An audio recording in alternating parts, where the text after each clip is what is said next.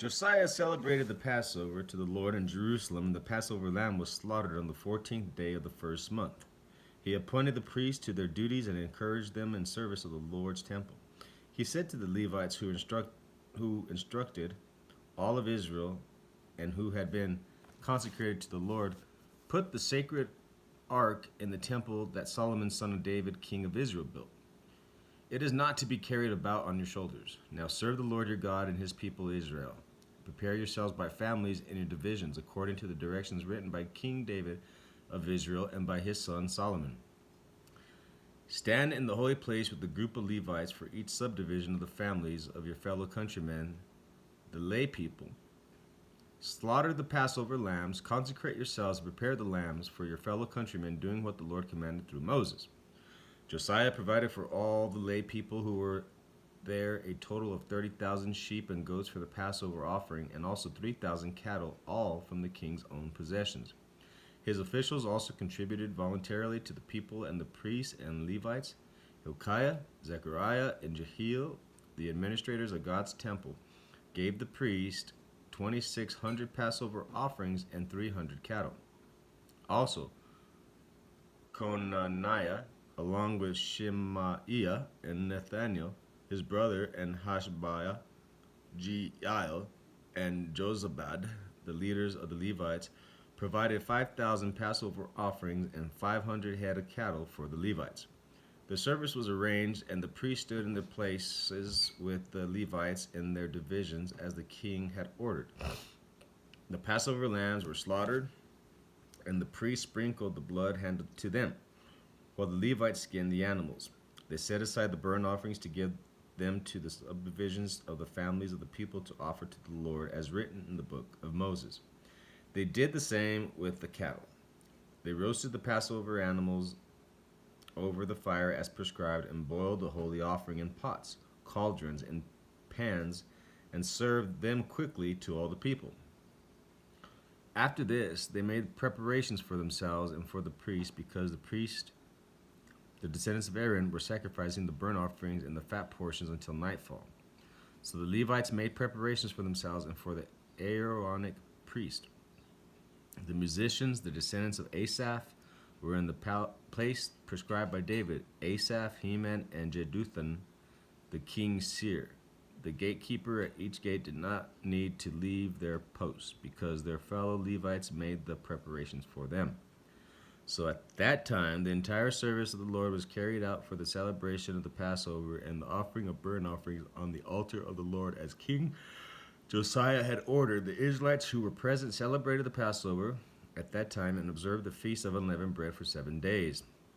The Passover had not been observed like this in Israel since the days of the prophet Samuel. And none of the kings of Israel had ever celebrated such a Passover as did Josiah, with the priests, the Levites, and all of Judah and Israel who were there with the people of Jerusalem. This Passover was celebrated in the 18th year of Josiah's reign. After all of this, when Josiah had set the temple in order, Necho, king of Egypt, went up to fight at Carchemish on the Euphrates. And Josiah marched out to meet him in battle, but Necho sent messengers to him, saying, "What quarrel is there between you and I, king of Judah? It is not you I am attacking at this time, but the house with which I am at war. God has told me to hurry, so stop opposing God, who is with me, or he will destroy you." Josiah, however, would not turn away from him, but disguised himself to engage him in battle. He would not listen to what Necho had said at God's command, but went to fight him on the plain of Megiddo. Archers shot King Josiah, and he told his officers, "Take me away, I am badly wounded." So they took him out of his chariot, put him on the other chariot they had, and brought him to Jerusalem, where he died. He was buried in the tombs of his fathers, and all of Judah and Jerusalem mourned for him. Jeremiah composed laments for Josiah, and to this day all the men and women and singers commemorate Josiah and the laments. These became a tradition in Israel and written in the laments. The other events of Josiah's reign and his acts of devotion, according to what is written in the law of the Lord, all the events from beginning to end, are written in the book of the kings of Israel and Judah. And the people of the land took Jehoahaz, son of Josiah, and made him king in Jerusalem in place of his father.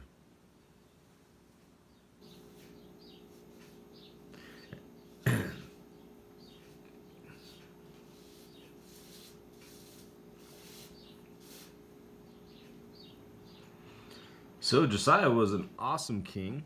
He reinstated the Passover, celebrated it better than any other king.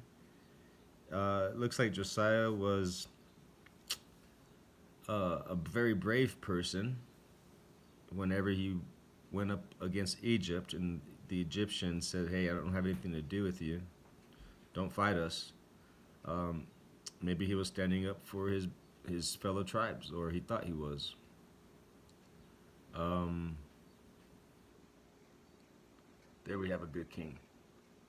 And when we have a good king, the people are prosperous and have peace and joys. In the earlier chapter, he removed a lot of the Baals, worship of idols and statues, poles, sacrifices of people, and removed that from the land and reinstituted God's commands. So, do the same with your household. God bless. If you want Bible studies, let me know. We have them in multiple languages. Main two here in the United States would probably be Spanish and English, but we have them in Polish. We have them in Italian. 27 different languages. There's not one probably that if you have a different language that we can't help. So God bless. Have a good day. Stay in the Word. And like Psalms 1 says, is blessed is he who does not walk in the way of the wicked, stand in the way of sinners, or sits in the seat of mockers, but his delight is in the law of the Lord, and on his law he meditates day and night. That's the purpose of this. You have to have his law so that you can meditate on it day and night. If you do, then you'll be prosperous and successful. Everything that you do will prosper. You'll be like a tree planted by streams of water, which yields its fruit in due season, whose leaves never wither. Not so the wicked. It doesn't work that way for them. God bless.